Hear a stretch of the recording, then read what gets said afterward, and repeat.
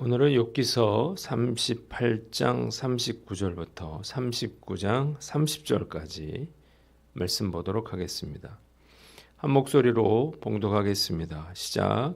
내가 사자를 위하여 먹이를 사냥하겠느냐? 젊은 사자의 식욕을 채우겠느냐? 그것들이 굴에 엎드리며 숲에 앉아 숨어 기다리느니라. 까마귀 새끼가 하나님을 향하여 부르짖으며 먹을 것이 없어서 허우적거릴 때에 그것을 위하여 먹이를 마련하는 이가 누구냐? 산염소가 새끼치는 때를 내가 아느냐? 암사슴이 새끼 낳는 것을 내가 본 적이 있느냐? 그것이 몇 달 만에 만삭되는지 아느냐? 그 낳을 때를 아느냐? 그것들은 몸을 구부리고 새끼를 낳으니 그 괴로움이 지나가고 그 새끼는 강하여져서 빈들에서 크다가 나간 후에는 다시 돌아오지 아니하느니라. 누가 들나귀를 놓아 자유롭게 하였느냐? 누가 빠른 나귀에 매인 것을 풀었느냐? 내가 들을 그것의 집으로 소금 땅을 그것이 사는 처소로 삼았느니라. 들나귀는 성읍에서 짖거리는 소리를 비웃나니 나귀치는 사람이 지르는 소리는 그것에게 들리지 아니하며 초장 언덕으로 두루 다니며 여러 가지 푸른 풀을 찾느니라. 들소가 어찌 기꺼이 너를 위하여 일하겠으며 내 외양간에 머물겠느냐? 내가 능히 줄로 매어 들소가 이랑을 갈게 하겠느냐? 그것이 어찌 골짜기에서 너를 따라 썰애를 끌겠느냐? 그것이 힘이 세다고 내가 그것을 의지하겠느냐? 내 수고를 그것에게 맡기겠느냐? 그것이 내 곡식을 집으로 실어오며 내 타작마당에 곡식 모으기를 그것에게 의탁하겠느냐? 타조는 즐거이 날개를 치나 학의 깃털과 날개 같겠느냐? 그것이 알을 땅에 버려두어 흙에서 더워지게 하고 발에 깨어질 것이나 들짐승에게 밟힐 것을 생각하지 아니하고 그 새끼에게 모질게 대함이 제 새끼가 아닌 것처럼 하며 그 고생한 것이 헛되게 될지라도 두려워하지 아니하나니 이는 하나님이 지혜를 베풀지 아니하셨고 총명을 주지 아니함이라. 그러나 그것이 몸을 떨쳐 뛰어갈 때에는 말과 그 위에 탄 자를 우습게 여기느니라. 말의 힘을 내가 주었느냐? 그 목에 흩날리는 갈기를 내가 입혔느냐? 내가 그것으로 메뚜기처럼 뛰게 하였느냐? 그 위험스러운 콧소리가 두려우니라.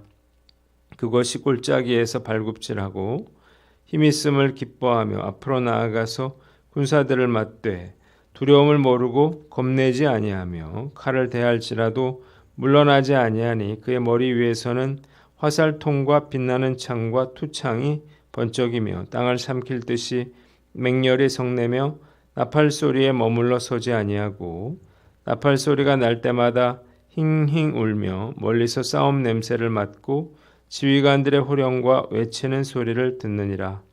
내가 떠올라서 날개를 펼쳐 남쪽으로 향하는 것이 어찌 내 지혜로 말미암으냐? 독수리가 공중에 떠서 높은 곳에 보금자리를 만드는 것이 어찌 내 명령을 따름이냐? 그것이 낭떠러지에 집을 지으며 뾰족한 바위 끝이나 험준한 데 살며 거기서 먹이를 살피나니 그 눈이 멀리 봄이며 그 새끼들도 피를 빠나니 시체가 있는 곳에는 독수리가 있느니라. 아멘. 오늘은 욥기서 38장과 39장 동물의 세계를 주장하시는 하나님, 이런 제목으로 묵상 나눔하도록 하겠습니다. 오늘은 본문은 하나님의 동물계에 관한 그러한 질문들입니다. 첫째로 38장 39절부터 41절까지 암사자와 까마귀에 관한 그러한 질문들이에요. 하나님은 욥에게 내가 사자의 먹이를 계속해서 공급할 수 있느냐 이렇게 물으십니다.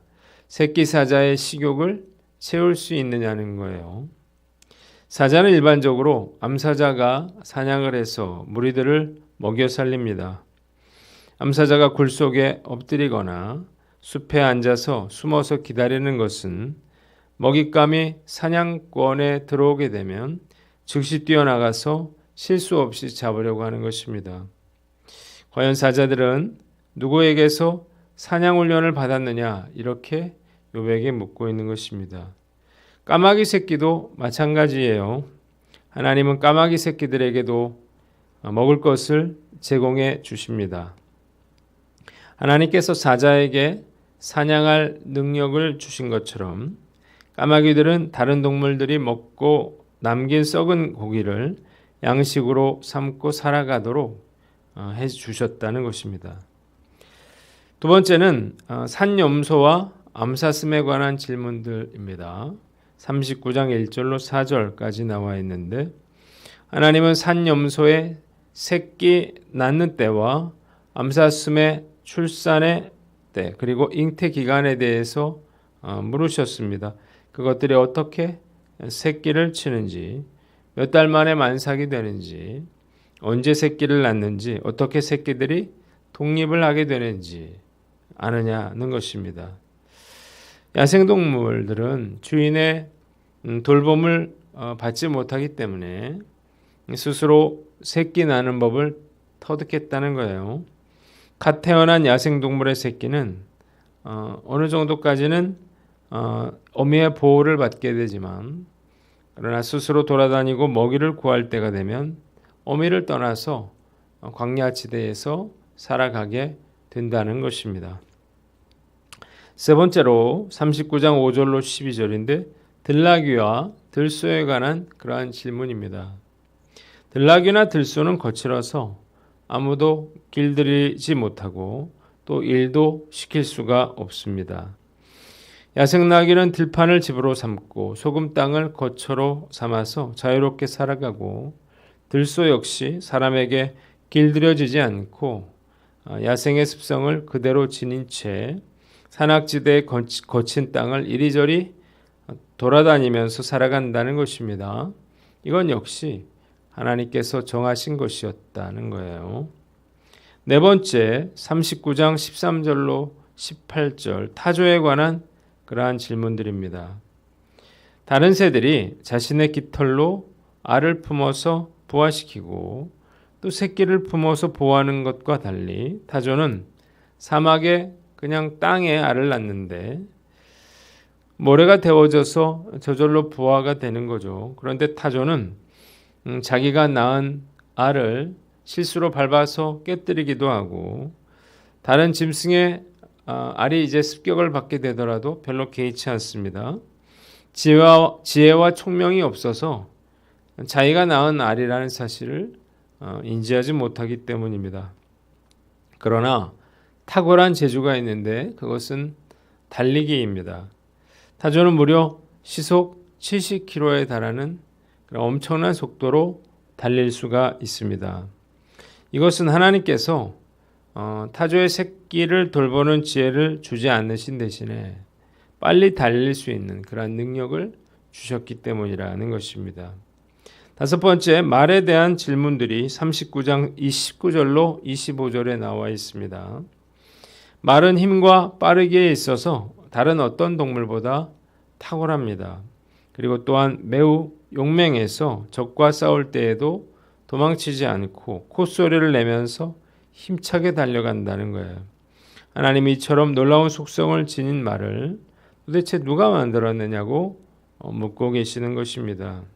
마지막으로 매와 독수리에 관한 질문들인데요. 하나님은 매가 남쪽으로 날아가는 것은 겨울이 다가올 때 철새들처럼 따뜻한 남방으로 이주해 가기 위함이에요. 정확한 때에 남쪽을 향해 날아가는 이런 매의 지혜는 과연 어디에서부터 비롯되었느냐는 것입니다. 또 독수리는 매우 높은 산 위에 바위 틈에 둥지를 틀고 아주 멀리서도 먹이를 알아볼 수가 있습니다. 그리고 썩은 고기가 있는 곳을 알아내서 강한 부리와 발톱을 사용해서 피를 빨아먹고 고기를 뜯어먹습니다. 이런 독수리의 능력이 과연 어디에서 왔느냐는 것입니다. 한번 따라해 봅시다. 하나님의 능력을 찬양하라. 저는 동물에 관련된 그러한 프로그램들을 아주 즐겨봅니다. 너무나 신비롭기 때문이에요. 모든 동물들은 각자 치명적인 그러한 매력이 있습니다. 치타같이 이렇게 빠른 동물들이 있는가 하면 사자나 호랑이처럼 힘이 센 그러한 동물들이 있습니다.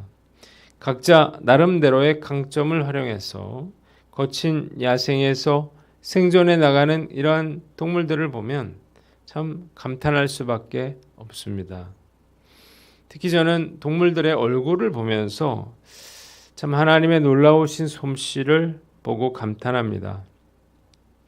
리카온과 같은 이런 들개들은 나름 귀엽게 생겼습니다. 그런데 하이에나는 정말 못생겼어요. 표범이나 치타는 볼 때마다 참 잘생겼다 이런 생각이 듭니다. 그런데 사자나 호랑이는 잘생긴 것뿐만 아니라 감히 다른 동물들이 흉내낼 수 없는 그런 위험이 있습니다. 사자도 호랑이도 정말 똑같이 서로 다른 그런 매력이 있는 거죠. 뭐 어류들도 마찬가지인데 참 탄성이 나와요. 각자의 방법으로 그들은 살아가고 있는 것입니다. 이들에게 누가 생존하는 법을 가르쳐 줬나요? 동물학자들은 그것을 본능이라고 하는 말로 설명을 하는데 과연 이 본능은 어디에서 나온 것인가요? 이들은 어떻게 창조 당시부터 지금까지 달라지지 않는 모습으로 그렇게 살아가고 있는 것일까요? 동물학자들은 각각의 동물들이 어떠한 습성을 가지고 있는가는 연구할 수 있어도 어떻게 그러한 습성을 가지게 됐는가를 설명할 수는 없습니다. 이유가 무엇인가요? 하나님께서 모든 동물들이 독특하고 또 각자의 방식대로 그렇게 살아가도록 만드셨기 때문이에요. 바로 그렇게 하신 분이 바로 하나님이라고 욥에게 말씀하고 있는 것입니다. 욥은 하나님의 주권을 인정해야만 했습니다. 그가 고난당하는 원인이 그의 죄 때문은 아니었지만 천지 만물을 주관하시는 하나님께서는 그 어떤 일도 행하실 수 있다는 사실을 마음으로 깨닫고 하나님의 주권을 인정해야만 했던 거예요. 말씀을 묵상하면서 마음의 부끄러움을 느낍니다. 정말 바닷가의 모래알 만도 못한 제가 하나님께 뭘 따지고 또 무엇을 변론할 수 있을까요? 제 마음속에 더 이상의 불평과 원망을 그쳐야겠다 그런 생각을 하게 됩니다. 위대한 하나님의 능력 앞에서 저의 무력함을 깨닫고 겸손하게 하나님의 주권을 인정하며 그분의 공평한 다스리심을 신뢰하며 살아갈 것을 다짐해 봅니다. 두 번째는 하나님의 돌보심을 믿어라는 것입니다. 한번 따라해 봅시다. 하나님의 돌보심을 믿어라. 마태복음 6장 26절에 걱정하는 제자들에게 예수님은 이렇게 말씀하셨습니다. 공중의 새를 보라, 심지도 않고 거두지도 않고 창고에 모아들이지도 아니하되 너희 하늘 아버지께서 기르시나니 너희는 이것들보다 귀하지 아니하냐. 어느 자료를 보니까 지구상의 조류가 약 1,000억 마리 정도 된다 그러는데 엄청나게 많은 수죠. 그런데 도대체 그 많은 새들이 다 어떻게 먹고 사는 것인지 상상이 가지 않습니다. 새들이 하루에 먹는 벌레의 양이 자기 몸무게의 3분의 2나 된다. 이런 이야기도 있는데 정말로 엄청난 양이죠. 딱따구리는 한 자리에서 1,000마리 정도의 애벌레나 곤충을 먹어치우고 하루에 적어도 2,000마리 정도의 해충을 잡아먹는다 그래요. 여름철에는 어떻게든 살 수 있다 쳐도 겨울철에 그 많던 새들이 도대체 어떻게 다 먹고 살 수 있는지 상상도 할 수가 없습니다. 자, 어떻게 살 수 있나요? 하나님께서 이 새들을 먹이시고 키우신다는 것입니다. 예수님께서는 걱정하는 제자들을 보시고 답답하셔서 전능하신 하나님께서 이렇게 보잘것없는 새들도 먹이시는데 하물며 너희같이 귀한 하나님의 자녀들일까 보냐 이렇게 말씀하고 계신 것입니다. 사실 우리가 인생을 살아가는 것이 참 어려운 일인 것 같습니다. 인생을 산다는 것 자체가 생로병사의 과정을 살아가는 것이기 때문이에요. 그런데 크리스찬은 사명까지 감당하며 살아야 됩니다. 어떻게 부족한 우리가 예수 그리스도의 제자로서 사명을 감당할 수 있을까요?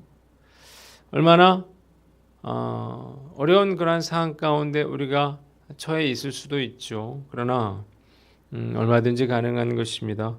하나님께서 우리를 도우시기 때문이에요. 이번 장례식을 치르면서 다시 한번 하나님의 도우심과 은혜를 체험했습니다. 장례식을 시작하기 전에 아내와 함께 하나님의 도우심을 구하는 그러한 기도를 드렸는데 하나님께서 우리의 재정뿐만 아니라 모든 과정에 함께 하셔서 어려움 없이 장례식을 치를 수가 있었습니다. 오늘 말씀을 묵상하면서 그 하나님의 도우심으로 우리가 살아갈 수 있다는 사실을 우리가 다시 한번 깨닫고 어떤 상황에서도 염려하지 아니하고 하나님을 신뢰하며 믿음으로 살아가는 저와 여러분들 되시기를 주님의 이름으로 축원합니다. 기도하겠습니다. 주님, 우리가 하나님의 주권을 인정하며 근심하거나 염려하지 않고 살아가게 하여 주시옵소서.